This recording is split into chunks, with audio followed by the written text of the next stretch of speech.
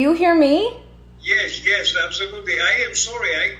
For a moment, I thought I lost you, Oh, no, that's okay. I'm glad we connected. And thank you, Dr. Baez, for giving me a little bit of your time today. I really appreciate it.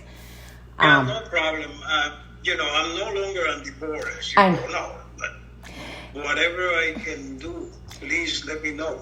Yes. What is the issue right now? Okay. Well, I think, what compels me, I've lived in Milwaukee my entire life, 50 years, and never worked anyplace else because I love MPS, or, I'm trying to still love MPS. And I'm seeing things, with children and adults that are just so far hard, it's so hard for me to reconcile what I see happening, and I'm trying to make sense of the process and so forth. And so one of the things I kind of wanted to ask about was, I had been working with Matt Chasen, as had several other individuals, and I know that he presented quite a bit of extensive factual information to the board on January 21st, and nobody seemed to care, or it wasn't addressed, I don't think, because the superintendent's contract was renewed at a meeting just shortly thereafter. So, I'm trying to understand how we can continue to support this individual. Not you, but I mean, he's still there. Bob Peterson is well aware of the issue. Yeah. Yeah. Well, let me give you some insights. I cannot talk a lot, because of legal issues that happened. And I was on the board. Let me come in defense of Matt, first of all, okay? Okay. I was in that meeting where Matt presented the issues, and I must say to you that he was wonderful. He was very, very good. And I can't tell you of all the details in the ensuing battle. Okay, there was an ensuing battle between the superintendent and his attorney, going back and forth with Matt. And at one point, and this is between just you and me, okay? Yeah. At one point, Matt got really red, really angry. He threw some papers he had in his hand on the floor, obsessed with, he said, "What is the role of this office if you are going to try to suppress and ignore what I have to say?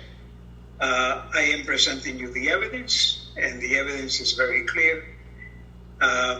You have to take an action." And board members were really taken back by the whole battle that ensued. But there were other issues at hand, okay? Issues related to things that the superintendent was doing for other board members, and there was an issue of race involved in that, and all of that kind of stuff. Yeah. And but in the defense of Matt, he presented as well as better than the attorneys or the superintendent. Okay. I believe that. I have a very high regard for him. Yes. Yeah, I as a matter of fact, his daring, the way he proceeded made me think much higher of him than I ever had before. And yes, I was perhaps the board member that came out the strongest in support of Matt's position.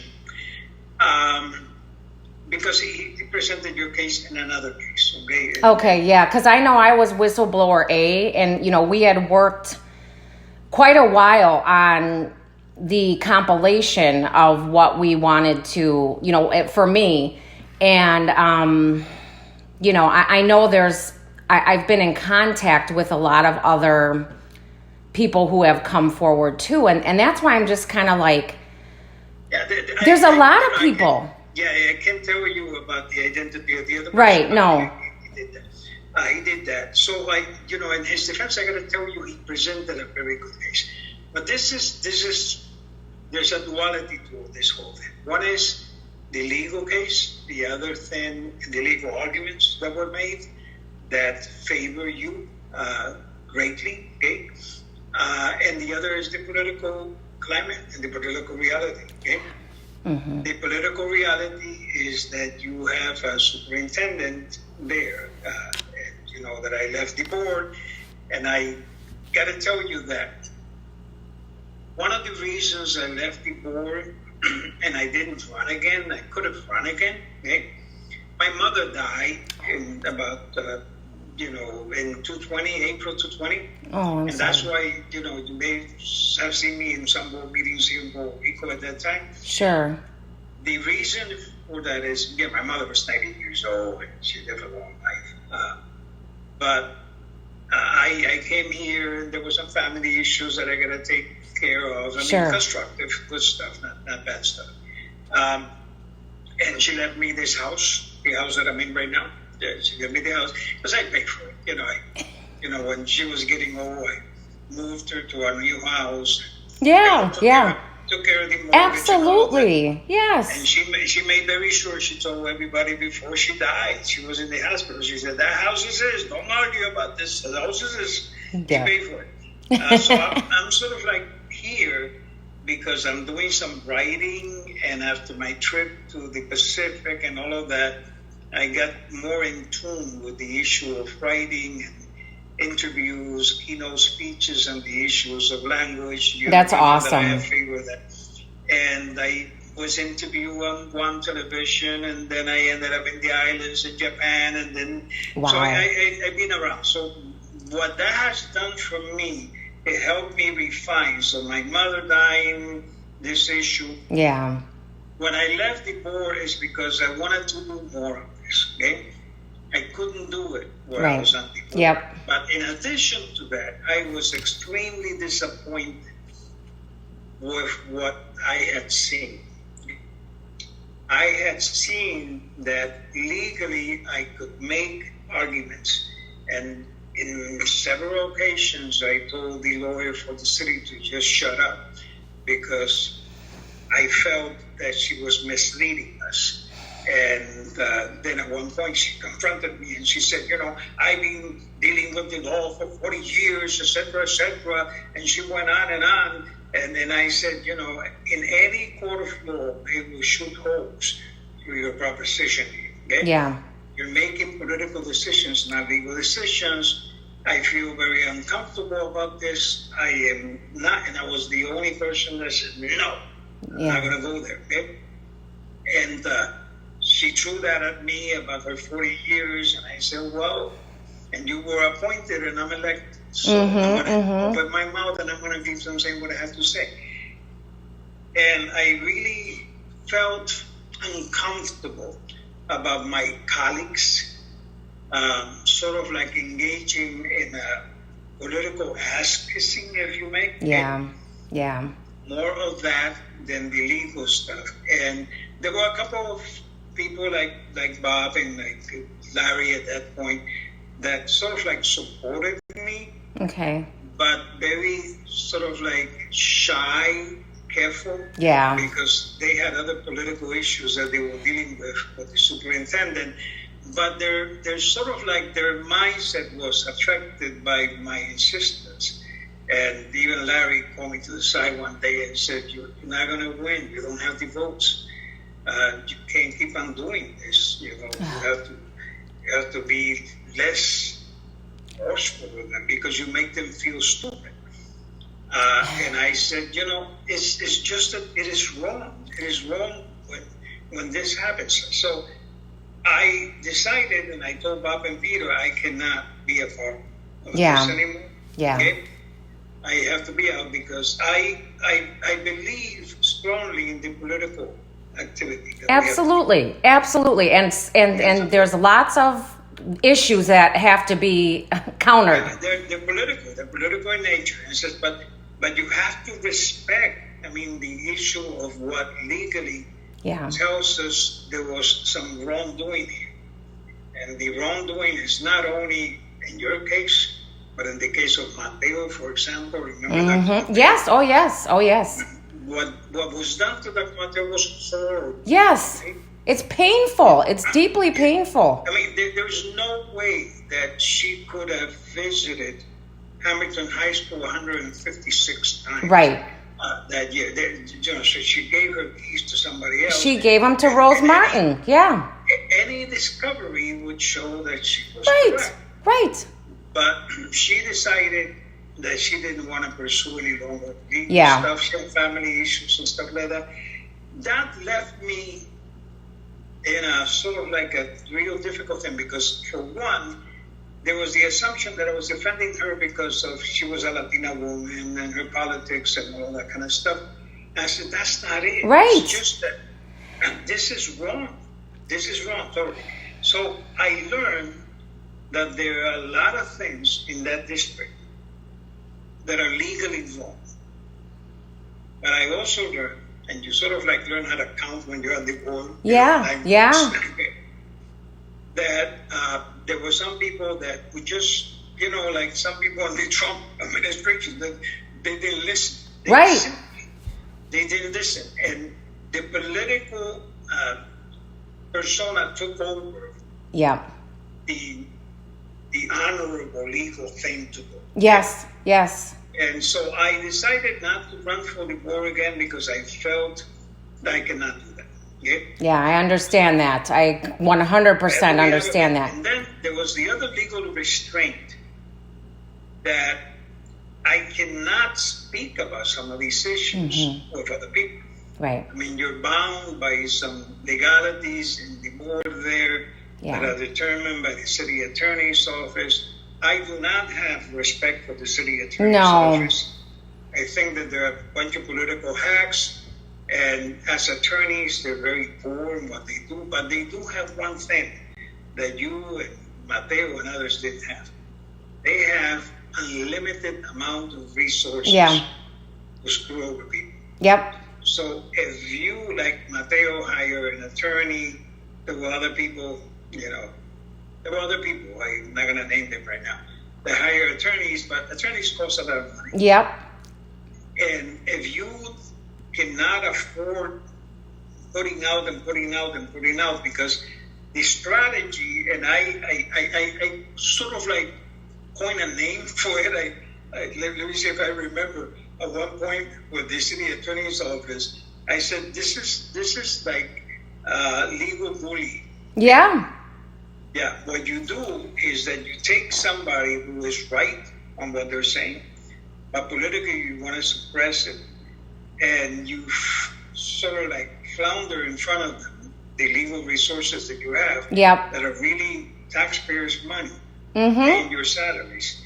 But they cannot afford attorneys to fight you. Right. So therefore, what happens is that they give up and you prevail. Yep. And the way that you prevail, and I did this analysis for them, I told them in the meeting, the way that you prevail is that you keep on extending the case. Yes, delay tactics. Yep. Yeah. These delay tactics, you will say, for example, there was a particular case that I will never forget. She was so correct. She was so right. It was another woman, that filed a complaint with the Workforce Development Board, with EOC, and they found cause. They found cause in her case. And the city attorney's office said, when EOC approached them and said, you better settle this, the judge was really angry.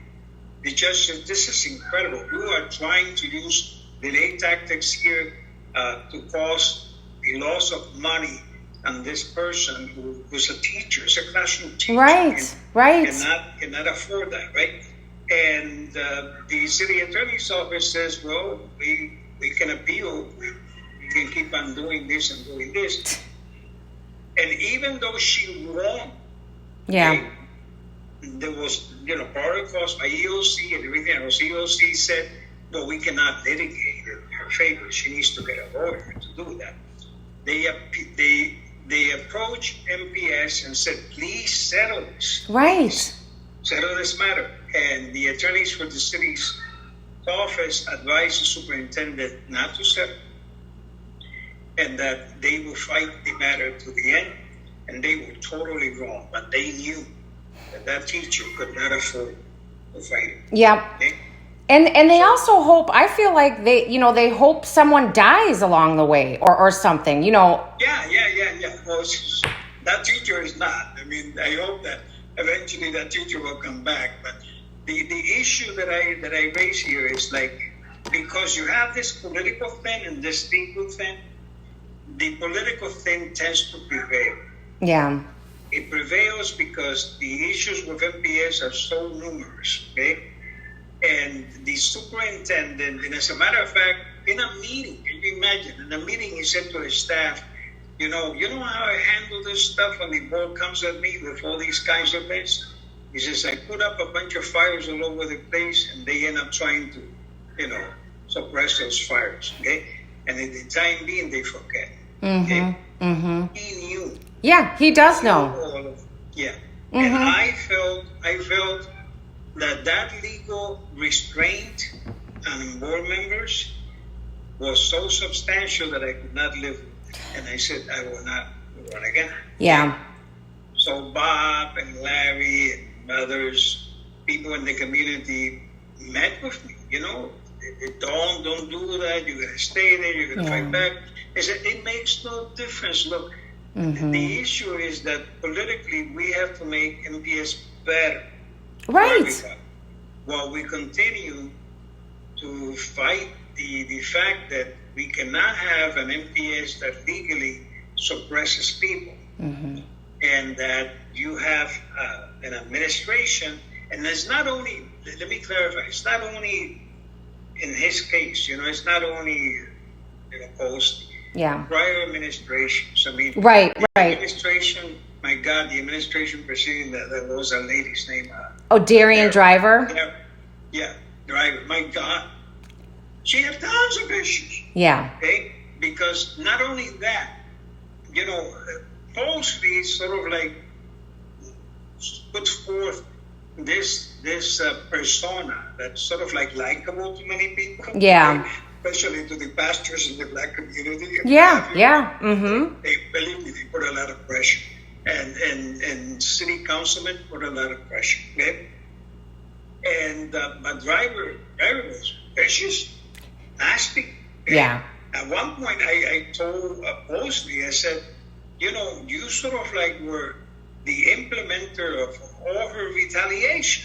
How can you really be a person of the superintendent? Yes. And his point was very interesting. He said, when Driver was the superintendent and I was his main, he used the Obama thing. He says, remember Obama achieved in deportations for immigration? Yeah. He said, well, when I was with Driver, I was no doubt I was her chief implementer of retaliation, but I was her soldier.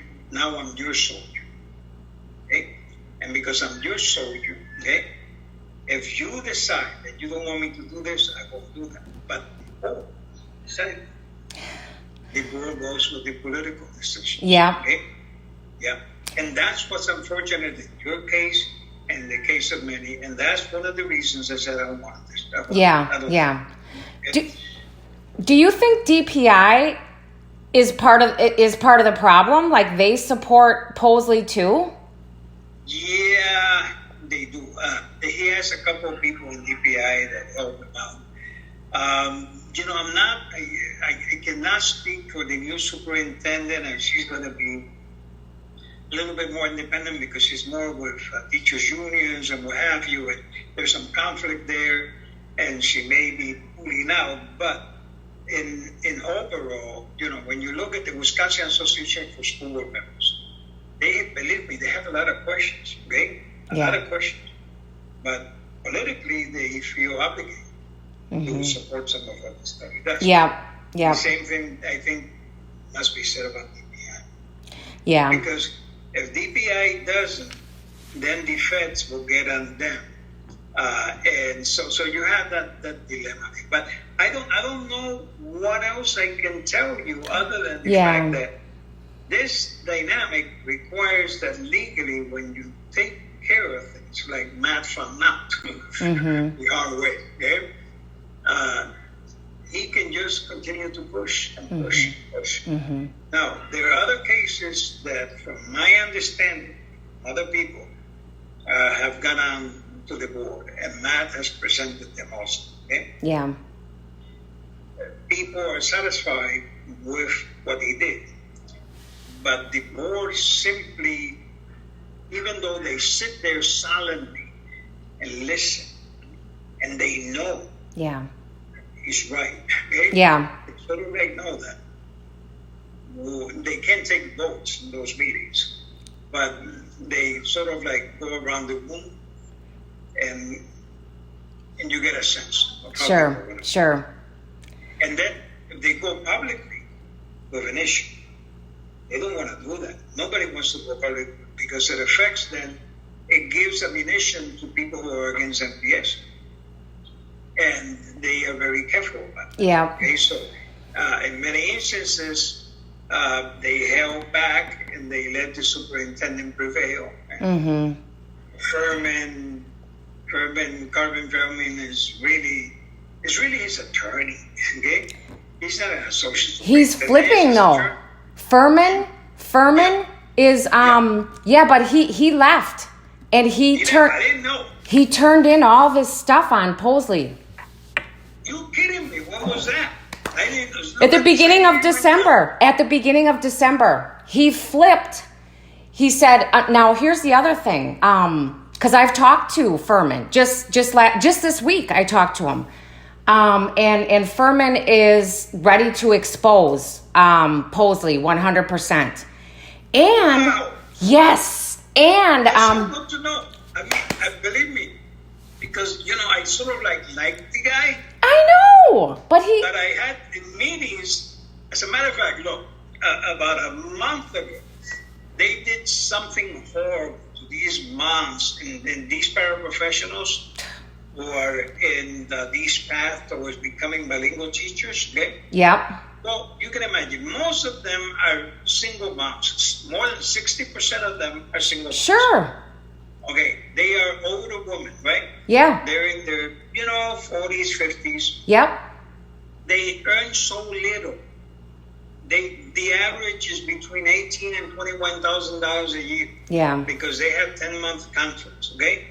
And then they send them through this arrangement to Alberto College. And Alberto College has sustained the same courses that they do for recent high school graduates. Yeah. That's what they're offering these women. So they are failing, right? And if they fail more than several times, and they have to pay back the district, the money that was invested in them, with what? Right. They cannot. Right. So, I met with them online, and I said, I need your permission to advocate for you. Yes. So I'm going to call the superintendent, and Furman was there at that time. And so we had Bob facilitated a meeting. We facilitated a meeting via Zoom. Yeah. And the meeting, they proposed a contract for the paraprofessionals.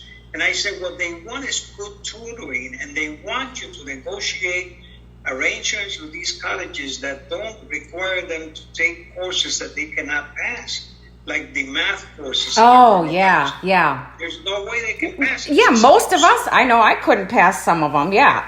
So you need group tutoring, individual tutoring, and that is your responsibility.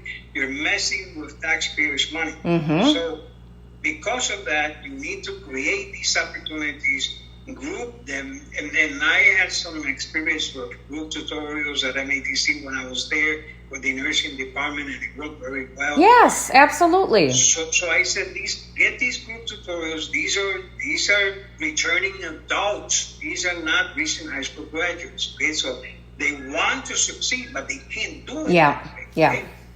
And Furman, is exposing the contract. And I said, wait a minute. I got nasty. I mean, I said, wait a minute. Furman, you're an attorney. Yeah. There's no way you would sign that contract. There is no way. Yeah. That is a stupid idea. I said, how could you? I mean, I feel like telling the state about you. Yeah. When you're defending something like that. So don't do that. I'm not on the board anymore. So I said, I don't have to hold back. Okay? Right. And he was like totally quiet in the meeting. And afterwards, Bob called me on it, and he said, God, you were nasty with Furman. You really hurt him. And I said, he sits there. Right. He's an attorney. And he's allowing this, he's advising the superintendent on this contract. You're crazy. And, they pulled the contract. They did. Okay. They pulled the contract. Thank goodness. They did everything.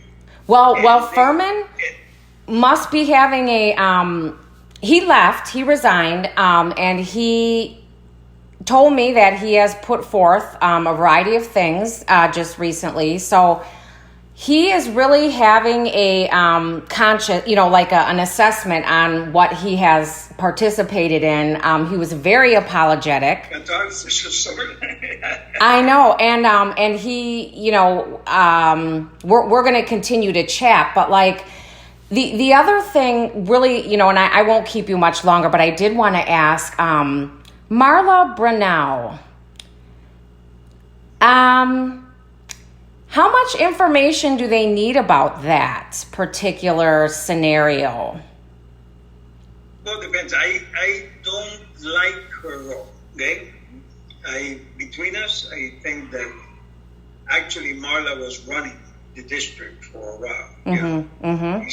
Vice superintendent and things. And I don't know if you remember a board meeting where I went at her. Yeah, good. I was cheering you on behind the scenes. Absolutely. She was talking about the re-entry plan. Yeah, I went at her, Avengers. And after that, she didn't want to talk to me anymore. She hasn't talked to me again. Okay?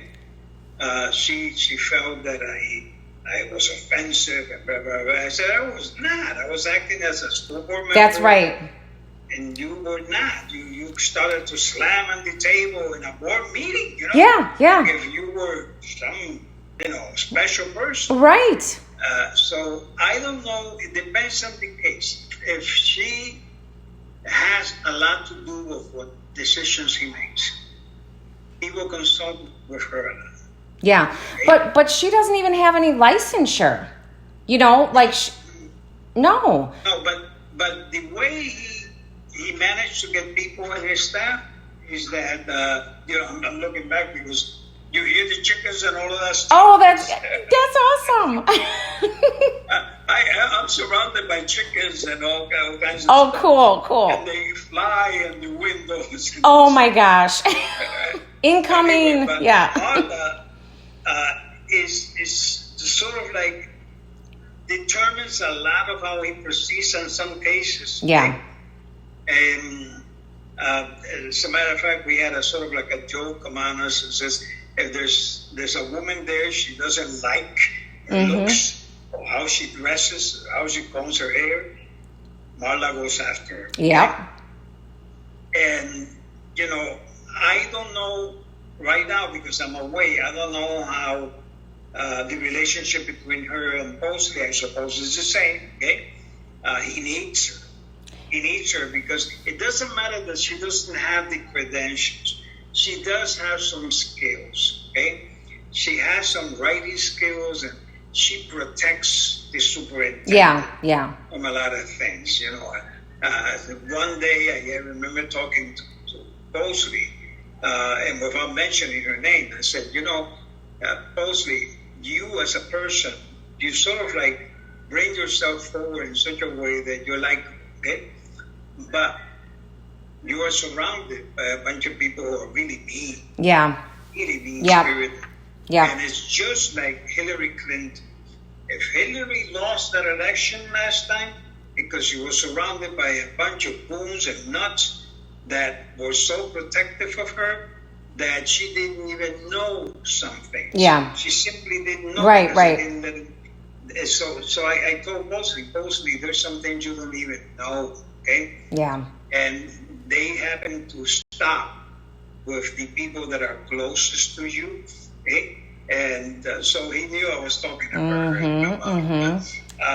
He said, well, thank you for the advice. I'm going to look into it. He's looking into it all the time, but he doesn't. He's busy because he makes himself very busy, okay? Yeah. And he gets out to a lot of schools and he does a lot of the political work. Yeah. He has good relationships with particularly the pastors, the mayor's office, City Hall. And I think he has good relationships with DPI, okay? There were some instances in DPI where they fought the special ed issue. Yeah. There was a back and forth. But the woman that was involved with special ed in Madison was difficult herself, so she didn't make it easy on him. Okay. Yeah, but I would say that whatever you want to do and say about Martha, if you have any evidence or anything like that, I wouldn't go the route of just credentialing, okay? Okay. Because she's in a position where she doesn't necessarily need to have all of that, okay? Okay. So he can defend that, and as superintendent, he can say that. But if there are other things that you have, I mean, doesn't the board has to be aware of that? oh yeah. Oh, okay. Okay, they are, except there's a few board members there. Yeah. There's a few, let's say, let me put it this way, there's a few female board members there who are sort of like closer to Martha, okay? Oh, okay. So you have to be careful how you thread on that. But I think that with people like, Bob is a decent human being.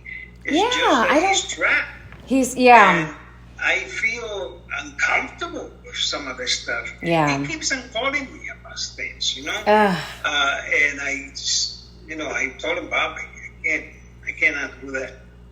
I'm sorry. He wanted me to get into that committee on testing, and then that committee on desegregation that he put together. Yeah. He says, well, you're the only one around that was part of the Committee 100 during the desegregation process in Milwaukee. And I wrote a book about that. And so he says, you were the only one that was there. The people that are here, you got to come in. I said, no. Whatever That's smart. Whatever I tell you is not going to make a difference because it's going to be suppressed by the superintendent. Oh. So I don't know what else to tell you, Debbie. I feel very uncomfortable about what's happening with that administration, not the district, not the public schools. I think that the public schools needs to be made better. Okay? Yeah. And there's got to be a way to do that, and they have to be extremely careful with the selection of another superintendent. It is my understanding that Mosley keeps on talking to some people about retiring. Yeah. But I don't know. I was just shocked when they voted to renew his contract. But I mean, it's a political decision. Yeah. You got to understand that. I'm sorry, this is an expression you got to understand. No, I mean that the issue is that the politics of it, because of the many issues affecting MPS, is going to have the weight, not the legal aspect of it. And then the city attorney's office, and I put more than anything else on the city attorney's office. The city attorney's office plays the game. Yeah. They provide the support, etc. So I'm not too sure what's happening with the city attorney's office right now, because that city attorney is not in good standing with it. Right. In his office. And I talked to a couple of councilmen, and they were not very happy with what's going on in that office. And they were talking about making some changes there eventually. But again, the issue of race is very prevalent here. Yeah. You understand that. So that's an issue. Yeah. I guess that people like you and people like I do not fit exactly in the racial, politics. Yeah. That this. Yeah. Okay? So even Chela, who substituted me, is mild. She's kind of nice lady, and Right. she has political aspirations. Yeah. I mean, she's nice, but she's Well, right, and they don't want to rock the boat beyond, going on any crusades or anything to actually change anything. They're just kind of there to get what they can get, and without upsetting anybody. And as we know, that's not going to get us. What we need to do. I'm the kind of a guy who keeps on sending them stuff. Yeah. I send them a lot of stuff, sort of like to hit their conscience, okay? Yeah. All Yeah. the time. And all I get is like, every once in a while, Jella will respond to me, thank you. Right. Right. But that's it. Yeah. You go like, So what can we do? We can only do stuff from the outside, keep on pushing and hitting. But in your case, you're inside, you want to stay in MPS, you need to try to stay in MPS the most you can, and see if you can survive this. Yeah, I'm going to try to survive it. I am. I do have an attorney, and I started the process, and we're pretty far into it. I did get a city attorney to agree, not agree, but we had certain city attorneys removed from the case and brought in other ones, and there's a lot of undeniable legal information that has been exposed. So again, like you mentioned, they continue to play the delay game with me, but I have a lot of resources that I am tapping into, and it is I feel compelled for this city where I've lived my entire life to do something. And if I don't prevail in the end, I can live with whatever happens. Other people are not as lucky, so I'm going to invest everything that I have available to me. I've, refinanced my home. I have no insurance. I have nothing for my family, but it's worth it to me to continue. And they're trying to bankrupt me, and that's okay. The attorney's office. It's and I'm gonna withstand it. That's okay. I just wish that you would. Okay? Yep, I'm going to. I know I had dealings with people that couldn't, like that teacher. Yep. Classroom teacher. I have to do it for them. Yes. Yeah. They're people that deserve better. Okay. Absolutely. So what happens is that you may win, but not politically. Okay. Right. You may win the legal fight. The politics of it are going to continue there. Now, Holliday's departure was a function of all the pressure, okay? Mm-hmm. The internal pressure, Yeah. what he did that was really stupid and all that kind of stuff. Yeah. And mostly defended him to the very last, okay? Yeah. The very end. And we felt, even other members of the board felt like, why, you nuts? Right. You have to let it go, okay? Yeah. And eventually they did. So I don't know if you know that Holiday is also suing them. Yeah. Well, I do, but there's no record of it. Nobody, they're not going to talk to anybody. Yeah, but it's DWD. Like, if he has to go through the ERD process, there's no record of his file. I asked for it by name. No, he didn't go to DWD. He had an attorney that went directly dealing with the city attorney's office. Okay? Okay. So it hasn't been, a complaint file or anything. Oh, okay. So he went around. There's no record anywhere else. Okay, but he asked me. He's still putting pressure on me because I don't think he's going to win. There's no way. Okay. But now the city attorney's office finds itself in this odd situation. They spend all that time defending him. Yeah. And now they have to fight him. Mm-hmm. Yeah. That's a real odd one. The other thing there is that more people exercising some kind of a complaint process. Yes. Right? And I think that the board hopefully look at the city attorney's office and say, this has to be settled, okay? But you need to remain within the district as long as you can. Yes. And if you have the opportunity and the resources to fight them legally, keep the fight on. I'm going to keep the fight on. I think you have some very good grounds, and from what I heard from the findings of Matt, Matt really went all the way for you. Okay? Yeah, I believe it. I mean, we worked hard to. He wouldn't have if he wasn't that sure. Okay, he was sure. Okay? Yeah. In other cases, it was a little bit more subjective, and he was a little bit more mild. But he saw, because what I did differently, I think, than what other people did is I brought on the internal EEOC and Matt Chasen. Nobody knew that I brought them on. And I did a fishbowl experience for a 4-month period where I was still interacting with everybody. And I was letting them do all these things to me because I knew that I had on every transaction and every communication, I had these 2 external people reviewing. And then leading up to when they took the final retaliation, we had already built all of this stuff. Built the case, yeah. And they just took the last swoop, and boy, did they double down on it too, because the principal there said, don't leave this room, don't follow me, don't stand in that square.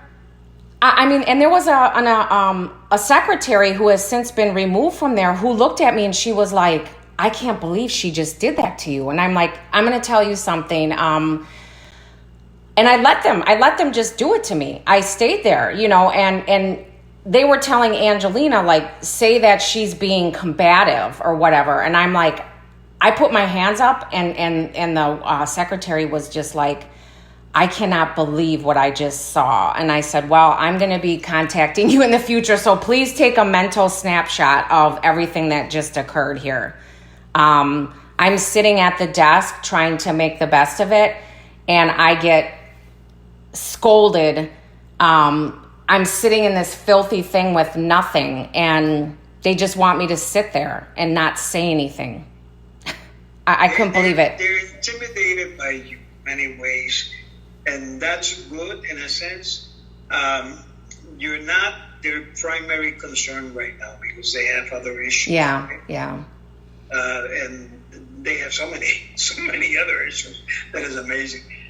So I think that if you continue to work, and you have to be patient. Yeah. My advice. Sometimes people like us get impatient about getting a resolution on certain issues, but it takes time. Look, just yesterday there was a report here in the papers about Julia Keller. She was the Secretary of Education here. Okay. And 2 years ago, Julia Keller she's Anglo. She came from Philadelphia. She went to school with the former governor of Puerto Rico, who was the guy that million people march brought down. Yeah, they burned his house down. Yeah. Okay, they brought him down because of her. Okay. Okay. He brought his friend and appointed her Secretary of Education here. She was the first Anglo to be Secretary of Education. Comes from Philadelphia, and she didn't understand the cultural dynamics and the fact that this society here is a fighting society. Yeah. It's known in the world as a fighting society. So teachers' unions, community activists, parents, they went after her with a vengeance. Right after Maria, she was able to close 300 something schools, working with an austerity approach and charter schools and all of that. And finally, they got her. They got her on fraud.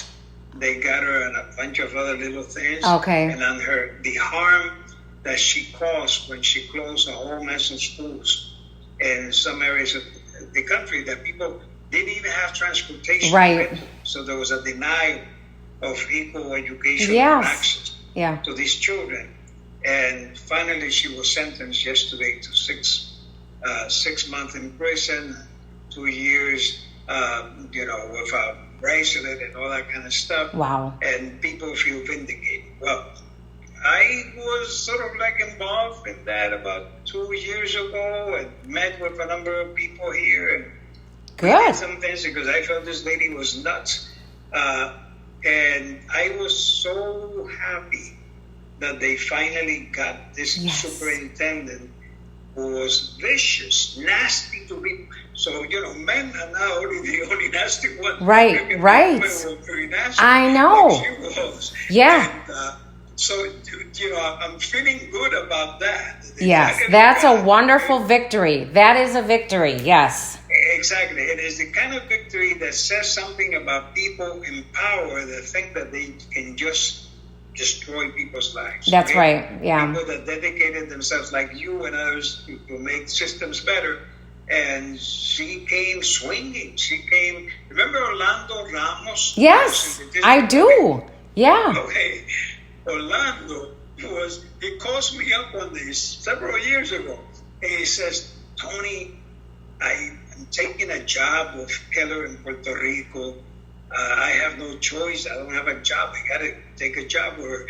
He lasted a month. Wow. He said she was so vicious and so nasty. He says, I would see her chew people out in front of me. I said, I couldn't stay. It's torture. Yeah, it's terrible. And So he left as soon as he could, but finally we got her yesterday. Okay. But the issue there is that patience pays off. Yes. It took Thank you. Years. Yeah. Okay. Yep. That's what I have to be reminded. Yep. Okay. I will. You gotta stay with it.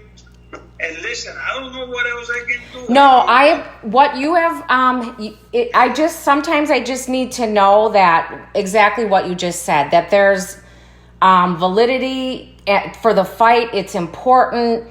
And I'm not, alone in what I'm presenting, pushing forward, that people can see there is, some credibility to what I'm trying to move forward. And just to finally let you know, I'm not done with MBS, okay? Okay. In the sense that I keep on looking at things that we may need to do. Okay. At some point. But I'm being tactful with my colleagues on the board because I have developed some relationships with some board members that I don't want to burn bridges. Right. And particularly, I don't want the Black Latino issue to become an issue. Okay? Yeah. There is a substantial centrality to that in this process. Yeah. Because I make clear to people all the time. As a matter of fact, Monday I have to have a meeting with some people on this. We're talking about writing a piece on this issue of the relationships because the issue is not the Black community. The issue is sort of like we call it a neoliberal African-American administration. Okay. That sort of like has departed and continues to support the same oppressive kinds of things that others did. Yeah. So they're doing to people today. They're doing to people like the Latin community, in your case, and others. They're doing the same things that white supremacy did to them. Yeah. Okay, and they should not. Okay, but when you go after them, then it gets confounded, and people think that you're attacking African Americans, and you're not. Right. You're basically dealing with people who have failed us. Okay. Yeah. And they have failed to be decent. Okay. They have failed to be humble. Okay? Yeah. And we need people that can help us turn these systems upside down. Yeah. Not do those kinds of things. So I'm with you in that. Okay. Keep on going. I will. Thank you so much, Tony. Keep doing all the wonderful things that you're doing. And please know that if there's anything I could ever look into or do on your behalf, or if you want to chat again, I will be always open to that idea. Thank you. When you talk to Matt, say hello to him for me. I will do that. All right. Thank you, Tony. Have a great day. Okay, same. Bye-bye. Bye.